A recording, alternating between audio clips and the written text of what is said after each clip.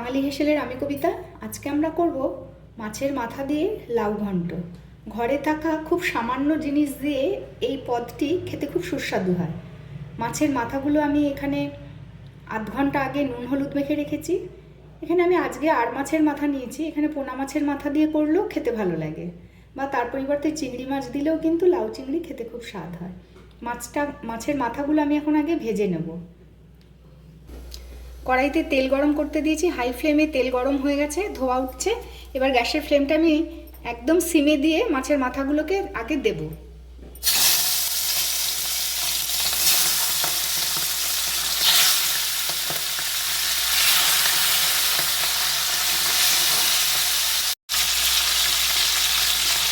সিমে দেওয়ার পরে মাছের মাথাগুলো দিয়ে দেওয়ার পরে আমি ফ্লেমটা কিন্তু হাইয়ে করে দিয়েছি। ভালো করে এগুলোকে ভেজে তুলে নেব।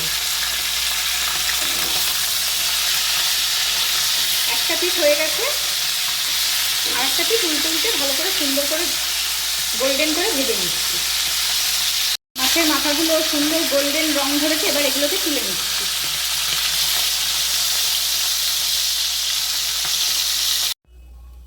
মাথা ভেজে তুলে নিয়ে ওই তেলেই আমি দিচ্ছি দুটো তেজপাতা, একটা শুকনো লঙ্কা আর সামান্য একটু জিরে। কয়েক সেকেন্ড ভাজার পরে সুন্দর গন্ধ বেরিয়েছে, দিয়ে দিচ্ছি কয়েকটা কাঁচা লঙ্কা।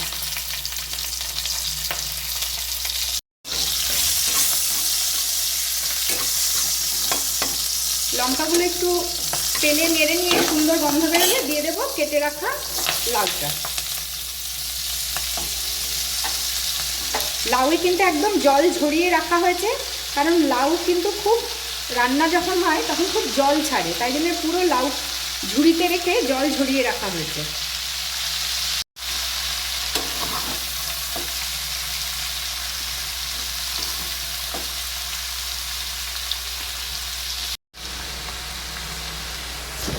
দেব স্বাদ মতন নুন,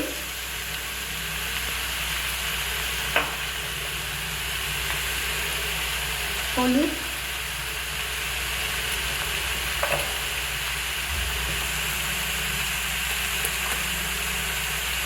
সুন্দর একটু রঙের জন্য দিচ্ছি অল্প কাশ্মীরি লঙ্কার গুঁড়ো।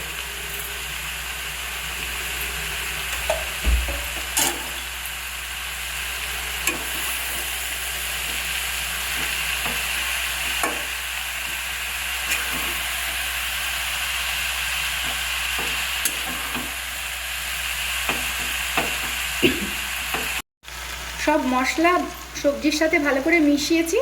এবার মাঝারি আঁচে ঢাকা দিয়ে সিদ্ধ হতে দেবো।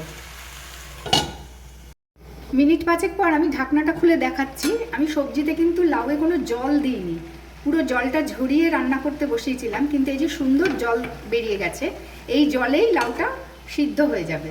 আমি আবার এটাকে ঢাকা দিয়ে দিচ্ছি। খুব সিমে দেওয়া যাবে না, তাহলে লাউ গলে যাবে। মাঝারি আঁচে লাউ রান্না করতে হবে।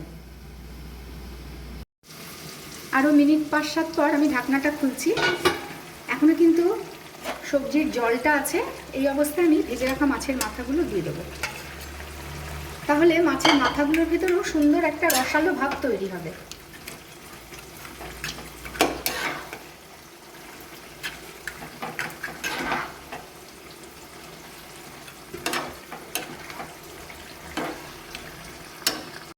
ভালো করে মিশিয়ে আবারও কিছুক্ষণ ঢাকা দিয়ে দিচ্ছি।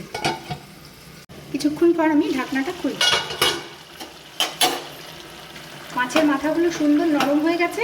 একটু খুন্তির মাথা দিয়ে একটু ভেঙে দিচ্ছি, তাহলে খেতে ভালো লাগবে।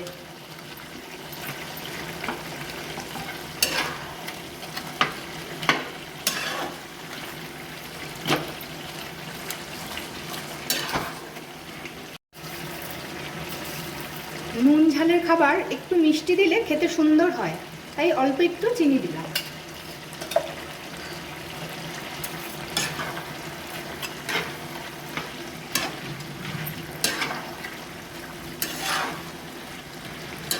আরও মিনিট 5 পর আমি ঢাকনাটা খুলছি।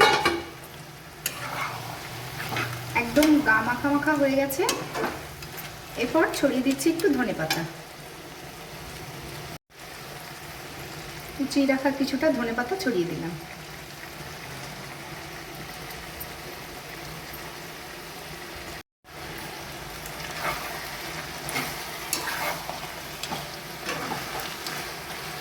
ধনেপাতাটা দেওয়ার আগে নুন ঝালটা যার যার স্বাদ মতন একটু দেখে নেওয়া যেতে পারে।